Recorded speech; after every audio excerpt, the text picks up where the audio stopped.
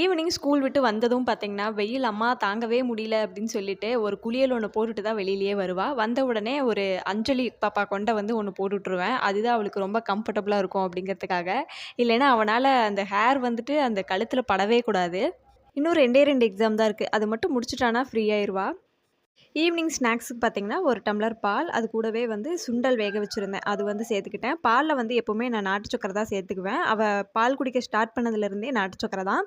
கூடவே எனக்கும் 1 டம்ளர் பால் வந்து வச்சிருக்கேன். குட்டி பாப்பாக்கு வந்து ஃபீடிங் பண்ணிட்டுருக்கேன் அப்படிங்கிறதுக்காக, ஹீலோ ஃபைலிருந்து ஒரு பவுடர் ஒண்ணு ஆர்டர் பண்ணியிருந்தேன். அதுதான் 1 ஸ்பூன் ஆட் பண்ணி குடிச்சிட்டுருக்கேன். இது சாப்பிட்டதுலேருந்து பரவால்ல. நல்லா மில்க் சப்ளை இன்க்ரீஸ் ஆகுது. இது டேஸ்ட்டும் வந்துட்டு நல்லாருக்கு. இது ப்ரொமோஷனல்லாம் கிடையாது. நான் யூஸ் பண்ணிட்டு இருக்கேன். உங்ககிட்ட ஷேர் பண்றேன் அவ்வளோதான். நானும் பாப்பாவும் டிவி பார்த்துட்டே சாப்பிட்டு முடிச்சுட்டோம். குட்டி பாப்பா வந்து டே ஃபுல்லா தூங்கிட்டே இருக்கா. ஈவினிங் டைம்ல மட்டும் தான் முழிச்சுட்டு இருக்கா. சரி அந்த டைம்ல மொட்டை மாடிக்கு கூட்டிட்டு போயிட்டு கொஞ்ச நேரம் டைம் ஸ்பெண்ட் பண்ணிட்டு வந்துட்டோம்.